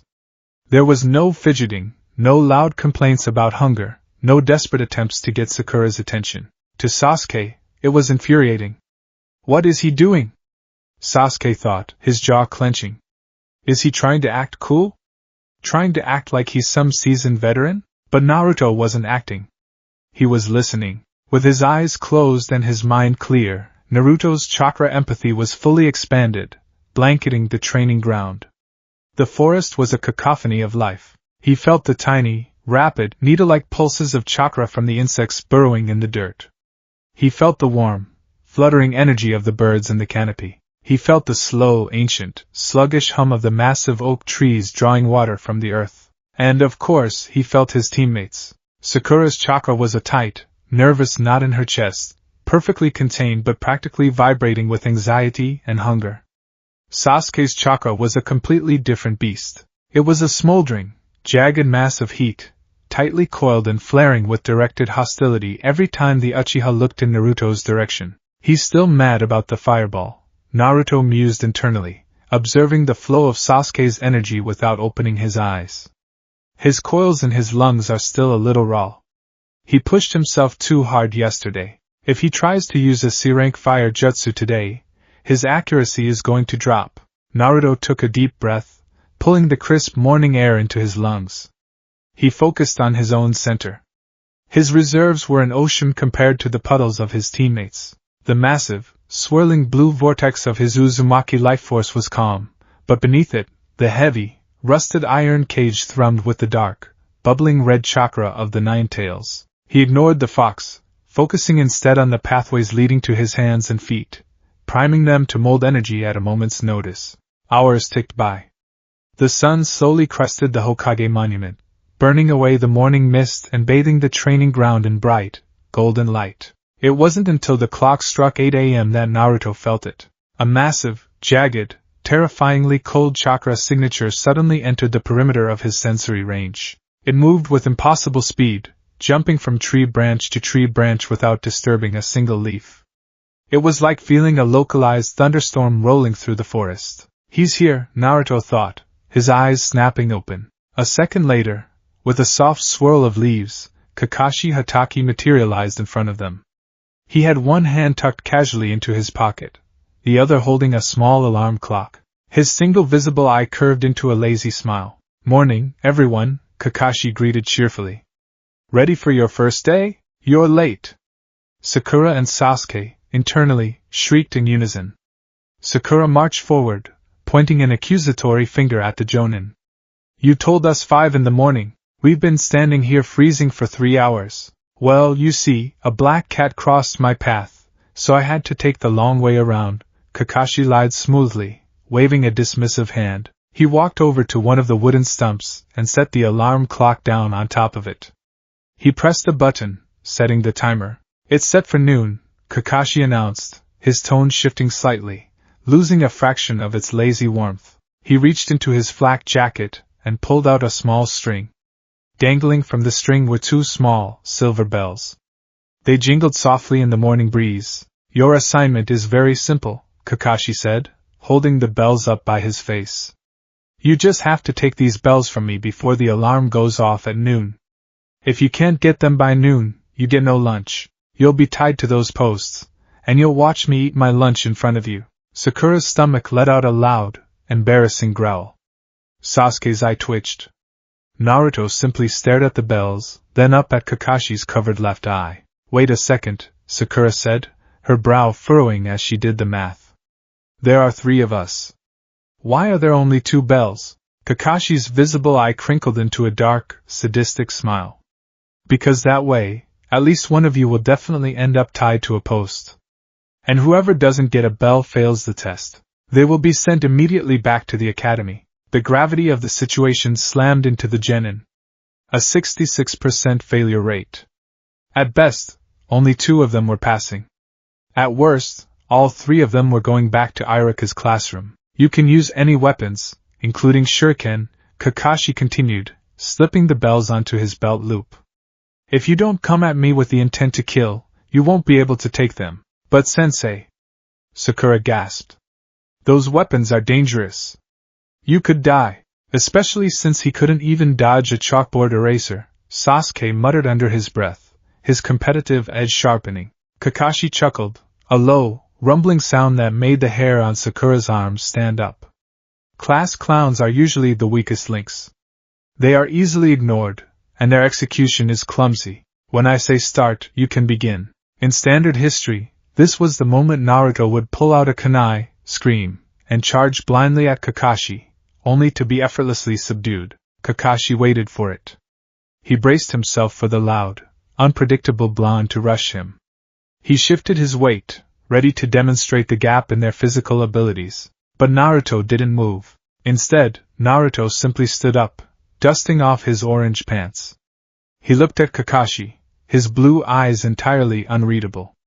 He felt the massive, coiled lightning chakra within the Jonin. He felt the terrifying, swirling drain of the Sharingan beneath the headband. If I attack him now, he'll just use taijutsu, Naruto analyzed rapidly. His physical speed is insane. I can't copy taijutsu perfectly without his physical muscle mass. I need him to use ninjutsu. I need him to mold his chakra so I can steal it. I have to wait. Kakashi blinked, genuinely surprised. The blonde boy wasn't taking the bait. The boy who had nearly leveled the academy with a wind jutsu and casually copied a C-rank fire jutsu was showing terrifying restraint. He's assessing me, Kakashi realized, a bead of sweat forming under his mask. He's not looking at my stance. He's looking at my center. Well then, Kakashi said, raising his hand. Ready. Start. Instantly, the clearing erupted into motion. Sasuke vanished into the treeline, his movements sharp, silent, and incredibly fast for a newly graduated genin. Sakura, remembering her academy lessons on stealth, scrambled into the thickest bushes she could find, completely masking her physical presence. And Naruto? Naruto didn't leap into the trees. He didn't hide in the bushes. He channeled chakra into the soles of his feet, feeling the dense earth beneath him, and launched himself backward, clearing 30 feet in a single bound. He landed silently on a thick oak branch, obscured by the canopy, perfectly mimicking the cloaking technique he had felt the Umbu guards use the night he stole the scroll. He suppressed his massive chakra signature, pulling the energy tight around his heart, making himself feel as small as a squirrel. Kakashi stood alone in the center of the clearing, the wind rustling his silver hair. He reached into his pouch and pulled out a small, orange book, Make-out Tactics. He opened it to his bookmarked page, seemingly entirely unbothered by his missing students. A ninja must know how to conceal their movements and hide effectively, Kakashi said aloud to the empty clearing. Well, they've hidden well. From his vantage point in the tree, Naruto watched Kakashi. He didn't use his eyes, he used his empathy. He's reading, Naruto thought, fascinated. But his chakra isn't resting. It's radiating outward in a thin, almost invisible dome. A sensory net. He knows exactly where Sakura is. He knows where Sasuke is. Naruto frowned, focusing harder, trying to shrink his own signature even further. Does he know where I am? Kakashi turned a page of his book. He hadn't pinpointed Naruto. The boy had masked his chakra so violently it felt as though he had vanished from the mortal plane. Impressive, Kakashi thought. The boy is full of surprises. Suddenly, Sakura's patience snapped. She saw Kakashi reading a dirty book and assumed his guard was down. She moved slightly in the bushes, preparing to throw a kunai. Kakashi's head snapped toward her direction. He didn't even put the book down. Before Sakura could blink, Kakashi was standing right behind her. Naruto gasped softly. Body flicker, he realized, feeling the sharp spike of chakra in Kakashi's legs. No, it was faster than a normal body flicker. It was practically instantaneous. Ninja Art, Lesson Number 2, Kakashi's voice floated through the forest, laced with a sudden, dark intent. Genjutsu. Illusions. Naruto focused all his sensory power on Kakashi. He wanted to feel the illusion. He felt Kakashi's chakras shift. The lightning-natured energy retreated, replaced by a dark, heavy, suffocating wave of yin release. Kakashi molded the chakra entirely in his brain, channeling it down his arms and projecting it outward, directly into Sakura's cerebral network. Demonic illusion, hell viewing technique. Naruto felt the exact moment the foreign chakra infiltrated Sakura's nervous system, hijacking her optic nerves and auditory canals. He felt Sakura's own clean, pristine chakra suddenly spike in absolute, unadulterated terror. A blood-curdling scream echoed through the forest. Sakura collapsed to the ground, unconscious, foaming slightly at the mouth as the illusion of a dying, mutilated Sasuke broke her fragile mind. Up in the tree, Naruto rubbed his temples, a sharp headache piercing his skull. Release is horrible, Naruto thought, grimacing. It doesn't flow like elemental chakra. It feels like a virus. It feels like breaking into someone's head and rearranging their thoughts. I can feel the shape of the jutsu, but I don't want to use that. It feels dirty. With Sakura eliminated effortlessly, Kakashi went back to reading his book, strolling leisurely through the forest. One down, Kakashi mused. Suddenly, a flurry of shuriken tore through the leaves, spinning rapidly toward Kakashi's blind spot. Kakashi didn't even look up. He casually sidestepped, letting the steel stars bury themselves into the trunk of a tree behind him. Too obvious, Sasuke, Kakashi called out. From the canopy above, Sasuke dropped down, his leg extended in a vicious dropkick aimed squarely at Kakashi's head. Kakashi caught the ankle with one hand, his eyes still glued to his smut. But Sasuke wasn't done. He used Kakashi's grip as a fulcrum, twisting his body and throwing a brutal punch with his free hand. Kakashi finally lowered the book, dodging the punch and engaging the Uchiha prodigy. What followed was a dizzying display of high-level taijutsu. Sasuke was a blur of motion, throwing punches, kicks, and sweeps with textbook perfection. He was aggressive, relentless, and completely focused. Kakashi deflected, blocked, and parried every strike with a single hand, his movements fluid and maddeningly relaxed. From his hiding spot, Naruto watched intently. He felt the precise, rapid-fire bursts of chakra Sasuke was sending to his muscles to increase his speed. He felt the calm, overwhelmingly dense sea of energy Kakashi used to anchor himself, rendering him an immovable object. Sasuke is amazing at close combat, Naruto admitted begrudgingly. But he's burning through his stamina.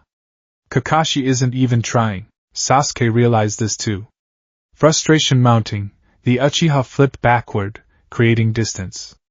His hands blurred into the familiar sequence. Horse tiger serpent ram monkey boar horse tiger. Fire style. Fireball jutsu. Sasuke roared, unleashing a massive sphere of flames that engulfed the area where Kakashi stood. The heat singed the leaves of the trees. Naruto felt the familiar burn of the chakra transformation. But as the flames cleared, leaving a scorched crater in the grass, Kakashi was gone. Sasuke panted, his eyes darting wildly around the clearing. Where did he go? Above? Behind? Naruto's eyes widened. He leaned forward on his branch, his empathy screaming. Below. Naruto realized. He felt Kakashi's chakra. The Jonin hadn't jumped away. He had funneled a precise, heavy, grounding burst of earth-natured chakra into the soles of his feet. Naruto felt the soil beneath the clearing literally part like water, allowing Kakashi to seamlessly swim through the solid earth. It was a brilliant, terrifying tactical maneuver. And Naruto had prime seating to watch the internal mechanics of it.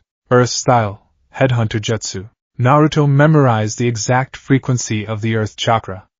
He memorized the way it vibrated against the dirt, temporarily liquefying the solid ground to allow passage, then immediately solidifying it behind the user to mask their presence. It was a beautiful, elegant jutsu. Archived. Suddenly, two hands burst from the dirt beneath Sasuke's feet, grabbing his ankles in a vice grip. Gotcha, Kakashi's voice echoed from beneath the soil. With a violent yank, Kakashi pulled Sasuke straight down into the earth. The dirt parted and closed in a fraction of a second, leaving the prideful Uchiha buried up to his neck, entirely immobilized. Kakashi popped his head out of the ground a few feet away, brushing the dirt from his hair. He crouched down in front of Sasuke's glaring, humiliated face. Ninja art. Lesson number 3, Kakashi smiled beneath his mask. Ninjutsu. You're skilled, Sasuke. You have the firepower. But you lack situational awareness. You let your anger blind you to the environment. Sasuke gritted his teeth, struggling against the packed earth, but it was useless. He was trapped. Kakashi stood up, pulling his orange book back out. He glanced at the sky. It was nearing 11:30 a.m. 2 down, Kakashi sighed lazily. And the loudmouth hasn't even shown his face. So much for the grand observer. Looks like I won't even need to use both hands to deal with. Kakashi stopped. The hairs on the back of his neck stood up. The lazy, relaxed demeanor vanished instantly. He snapped his book shut, his visible eye narrowing into a lethal slit. A sudden, overwhelming pressure descended upon the clearing. It felt like standing at the bottom of the ocean. It was a chakra signature so massive, so dense, and so violently uncontained that it literally made the leaves on the trees tremble. From the shadows of the forest, Naruto stepped out into the sunlight. He wasn't hiding his chakra anymore. He was flaring it, purposefully projecting his Uzumaki reserves outward like a physical wave of intimidation. The air around him shimmered with a faint, blue aura. Kakashi slowly turned to face the boy. His heart rate elevated. The file had said the boy had large reserves due to his burden. The file was a gross understatement. "There you are," Kakashi said, his voice dropping an octave, devoid of its previous humor. "I was beginning to think you ran away." "I was watching," Naruto said simply, his blue eyes locked onto Kakashi. "You're really strong, Kakashi-sensei. You didn't even mold chakra when you fought Sasuke in taijutsu. You just used your physical strength." Kakashi's eye widened marginally. He felt that. He felt the absence of chakra molding during a high-speed skirmish? "But you molded it when you went underground," Naruto continued, taking a slow step forward. "That was a neat trick. It's called ninjutsu, Naruto," Kakashi said, sliding his book into his pouch and dropping into a loose, ready stance. "It's how we shape the battlefield. Let's see if your watching has taught you how to take a bell from a jonin." Naruto grinned. It wasn't the goofy, innocent smile of the academy clown. It was the sharp, hungry grin of a predator that had just found a new hunting ground. "Okay," Naruto whispered. He didn't charge. He brought his hands together, forming the cross seal. Kakashi recognized the seal instantly. The standard academy clone jutsu? No, his chakra is too dense for illusions. Shadow clones? A genin? Multi-shadow clone jutsu. Naruto roared. The explosion of smoke was instantaneous and massive. When the white cloud cleared, Kakashi's lone eye widened in genuine shock. Surrounding him in a perfect, 360-degree circle were 50 perfect, corporeal copies of Uzumaki Naruto. The sheer volume of chakra required to maintain 50 solid clones was staggering. Most jonin would be hospitalized trying to pull this off. Naruto wasn't even sweating. "Take him!" The original Naruto commanded from the back of the pack. The 50 clones surged forward like a tidal wave of orange. Kakashi was forced to move. He couldn't just stand and deflect like he had with Sasuke. 50 physical bodies, even uncoordinated ones, could crush him through sheer mass. Kakashi dropped low, sweeping the legs of the first 3 clones, dispelling them in puffs of smoke. He vaulted over the next wave, delivering a spinning heel kick that shattered 4 more. He was a silver blur, dancing through the sea of orange, his taijutsu absolute perfection. But Naruto wasn't trying to beat Kakashi with taijutsu. He was applying the same logic he used against Mizuki. He was creating a distraction. As Kakashi was busy destroying the clones in the center, the original Naruto, standing at the edge of the clearing, ran through the hand seals Hashirama Senju had taught him through the scroll. Tiger, ox, dog, rabbit, snake. Kakashi dispelled another clone with a palm strike to the chest. As the smoke cleared, he saw the original Naruto taking a massive, unnatural breath, his chest expanding like a balloon. Kakashi's eyes widened. Wind release? Without a medium? Wind style. Great breakthrough. A localized hurricane erupted from Naruto's mouth. The blast of compressed air was devastating. It tore through the remaining 20 clones, intentionally dispelling them to turn their smoke into a blinding, thick fog, and barreled straight toward Kakashi. The wind was too fast and too wide to dodge. The trees groaned, their branches snapping under the pressure. The grass was ripped from the soil. Kakashi was forced to act. He couldn't just rely on physical evasion. He needed to anchor himself. Kakashi rapidly wove 3 hand seals. Boar, dog, bird. There! Naruto's mind screamed in ecstasy. He's molding it. Naruto's empathy latched onto Kakashi's chakra network. He felt the jonin pull a massive amount of earth-natured chakra from his center, funneling it down his legs, creating an incredibly dense, heavy anchor that bonded his physical body to the bedrock beneath the topsoil. Earth style, inner decapitation. No, Earth style, Heavy rock technique. Naruto cataloged the feeling instantly, his mind permanently archiving the exact sequence and vibration required to make oneself immovable. The gale force winds hit Kakashi with the force of a battering ram.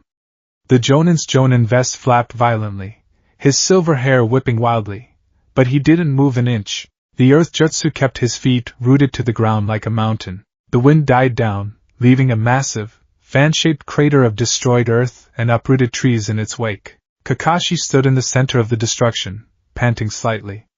He released the earth jutsu, his eye locking onto where Naruto had been standing. The boy was gone. Where? Kakashi muttered, his head swiveling.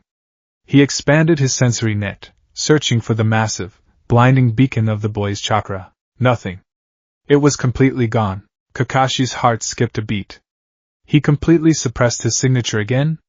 After using a C-rank elemental jutsu on that scale? His control is chaotic, but his instincts are monstrous. From his buried position, Sasuke watched the entire sequence in horror. The dead last hadn't just used another elemental jutsu. He had forced Kakashi, an elite jonin who had barely looked up from his book during their fight, to actually use ninjutsu to defend himself. The gap between him and Naruto wasn't closing, it was a chasm. Kakashi stood in the clearing, entirely alert. He pulled a kunai from his holster, spinning it around his finger. He used wind to obscure my vision and cover his retreat, Kakashi deduced rapidly. He knows he can't beat me in a head-on clash, even with numbers. So he's hiding. He's going to wait for an opening, a sneak attack. Kakashi closed his eyes, relying purely on his hearing and his spatial awareness. He waited for the rustle of leaves. He waited for the slight displacement of air that signaled a thrown shuriken. The alarm clock on the stump ticked loudly. It was 11:55 a.m. 5 minutes left. Silence reigned over the clearing. Kakashi shifted his weight slightly. If he doesn't attack soon, he fails. Suddenly, Kakashi felt a strange vibration. It wasn't in the air. It wasn't in the trees. It was beneath his feet. A fraction of a second before the attack happened, Kakashi's elite instincts screamed at him. He moved to leap backward, but he was a millisecond too late. The solid earth beneath Kakashi's boots violently liquefied. Two hands clad in orange sleeves burst from the dirt, entirely bypassing Kakashi's physical defenses, and clamped onto his ankles with a terrifying, ironclad grip. Kakashi's visible eye widened in absolute, unadulterated shock. Underground? Kakashi's mind reeled. He went underground? But I didn't feel him dig. Gotcha, Kakashi-sensei. Naruto's voice echoed from beneath the soil, vibrating with a triumphant, manic energy. Kakashi felt the earth around his legs begin to pull him down. The boy was trying to bury him. He's using it, Kakashi realized, a cold sweat breaking out across his body. He's using the Earth-style, Headhunter Jutsu. The exact same jutsu I used on Sasuke 10 minutes ago. He didn't just watch me do it, he absorbed it. Kakashi couldn't let himself be buried. He instantly channeled his chakra, violently breaking the boy's grip with a burst of physical strength, and launched himself into the air, doing a backflip to create distance. As Kakashi landed 20 feet away, the ground erupted. Naruto exploded from the earth, not in a shower of dirt, but riding a geyser of pulverized soil. He landed gracefully on his feet, grinning widely, his blue eyes burning with an intense, analytical fire. You vibrate the earth chakra through your feet to displace the soil, making it act like water, Naruto stated aloud, entirely ignoring the test. But you keep a pocket of oxygen around your chest so you can breathe. It's really smart, Kakashi-sensei. Kakashi stared at the 12-year-old boy. The Jonin's mind was racing, trying to process the impossibility of what he had just witnessed. The Sharingan could copy jutsu because it could read hand seals perfectly, see the color of chakra to determine the nature, and predict movements. But even Kakashi, with a fully matured Sharingan, had to spend hours practicing a copy jutsu to get the internal molding right. He had to figure out the plumbing himself. Naruto didn't have the Sharingan. He didn't even have an ocular jutsu. Yet he had flawlessly executed an earth jutsu he had seen exactly once, against the very man who invented it, with zero practice. The third Hokage called him a chakra sponge, Kakashi thought, his hands slowly rising to grip the edge of his hitate. I thought it was an exaggeration. It's not. He feels the architecture of a jutsu. He literally steals the blueprints directly from your soul. You're a terrifying kid, Naruto, Kakashi said, his voice deadly serious. Kakashi pushed his headband up, revealing his left eye. The eyelid snapped open, revealing a blood-red iris containing 3 black tomo revolving sluggishly around the pupil.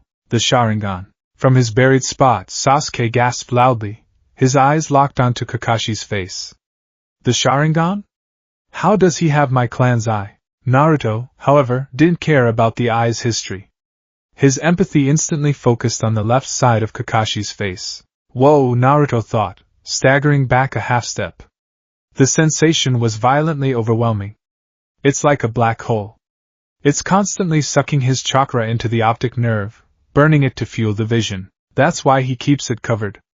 If he leaves it open, it'll drain him dry. You've forced me to reveal this, Kakashi said, his Sharingan locking onto Naruto's chakra network. With the eye, Kakashi could see the massive, terrifying blue ocean of Naruto's reserves, and the dark, sinister red cage beneath it.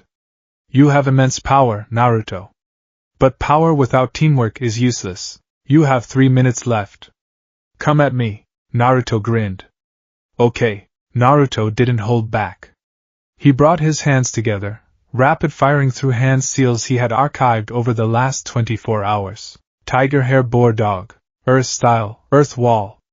Naruto slammed his hands on the ground. A massive slab of stone erupted between them, not to protect himself, but to block Kakashi's line of sight. Kakashi's Sharingan tracked the massive spike in chakra. He leaped over the wall effortlessly, expecting Naruto to be waiting on the other side. But Naruto wasn't there. Kakashi looked up. Naruto was in the air, directly above him, having used the earth wall as a springboard. Horse tiger serpent ram monkey boar horse tiger. Fire style, great fireball jutsu. Naruto roared. A colossal sphere of crimson and blue flames descended upon Kakashi. Kakashi's Sharingan spun rapidly, reading the density of the flames. Too big to dodge mid-air. I have to counter. Kakashi's hands blurred into a sequence of water seals.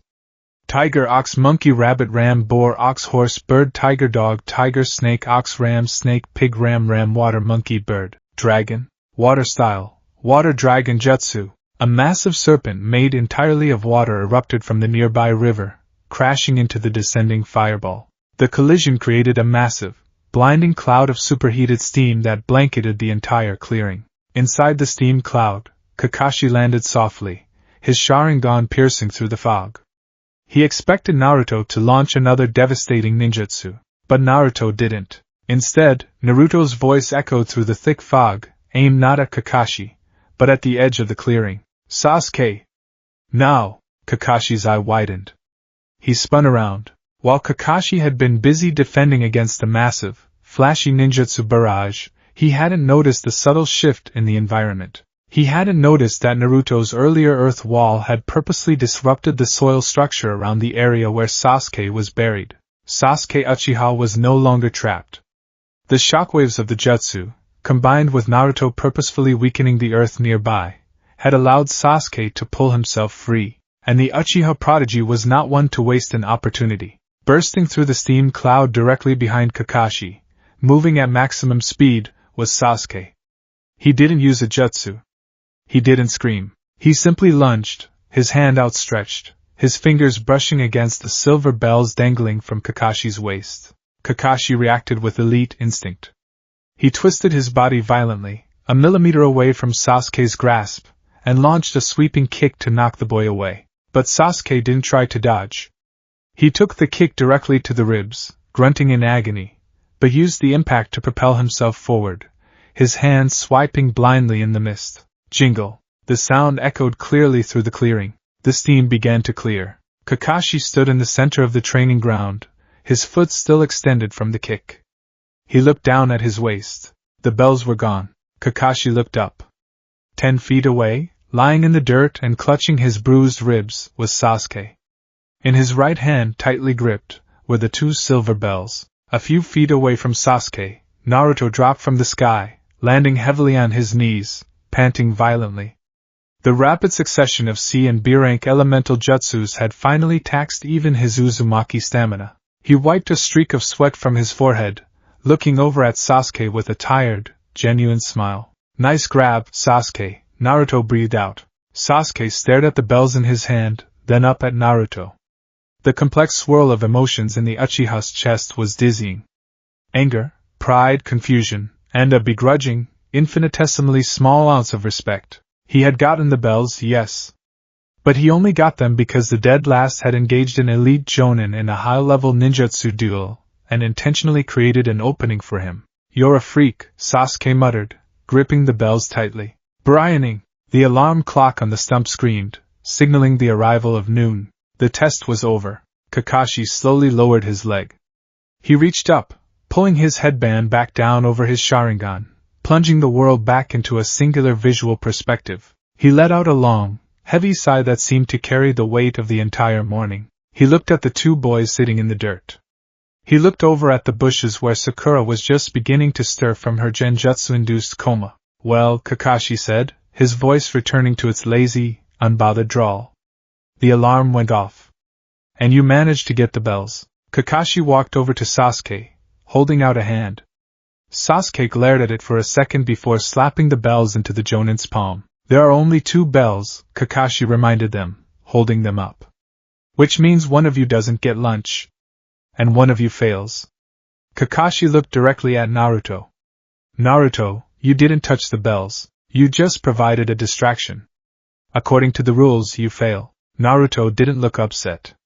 He didn't scream or cry. He simply looked at Kakashi, his empathy feeling the warmth returning to the jonin's chakra. The killing intent was completely gone. That's fine, Naruto said, shrugging his aching shoulders. Sasuke and Sakura can have them. I can try again next year. Sasuke's head snapped toward Naruto in shock. What? You're giving up? I'm not giving up, Naruto smiled, climbing to his feet. But the bells don't matter. If we fight over them, we break the team. Kakashi-sensei said it before we started. Power without teamwork is useless. The whole point of the test was to see if we would sacrifice ourselves for each other against an impossible enemy. Kakashi stood perfectly still. His visible eye widened slightly, an image of a blond man with a bright smile flashing through his mind. Minato-sensei, Kakashi thought, a sudden lump forming in his throat. He really is your son. He sees right through the deception. Sasuke looked at Naruto, a profound realization hitting him. The dead last hadn't just overpowered Kakashi. He had outsmarted the test itself. Kakashi pocketed the bells. The threatening aura completely vanished, replaced by a warm, genuine smile beneath his mask. You pass, Kakashi said softly. Sakura, who had just stumbled out of the bushes rubbing her head, froze. We pass? But Naruto didn't get a bell. The test was never about the bells, Sakura, Kakashi explained, turning to face them all. In the ninja world, those who break the rules are scum. That's true. But those who abandon their comrades are worse than scum. You 3 demonstrated individual skill, but ultimately, Naruto chose to sacrifice his own success to create an opening for his teammate. That is the essence of a Konoha shinobi. Kakashi pointed a thumb over his shoulder toward the exit of the training ground. Team 7 starts its first official mission tomorrow. Go home. Rest. And Naruto. Naruto looked up. Kakashi's eye locked onto the blonde boy, conveying a silent, heavy warning. Your ability is incredible. But remember what I said on the roof. Do not let the jutsu you steal define who you are. You must build your own foundation, or the power will crush you. Naruto held Kakashi's gaze for a long moment, then nodded firmly. I understand, sensei. I won't just be a copy. I'm going to be better, Kakashi smiled. We'll see. Dismissed. With a final swirl of leaves, the copy ninja vanished, leaving his 3 exhausted genin alone in the ruined clearing. As Naruto turned to leave, his body aching but his spirit soaring, he mentally catalogued the morning's harvest. Earth style, headhunter jutsu. Earth style, heavy rock technique. A glimpse of the Sharingan's chakra drain. The mechanics of a in-release genjutsu. And a massive water dragon jutsu. Uzumaki. Naruto smiled. The ninja world was vast, and he was starving. He couldn't wait to see what he would eat next.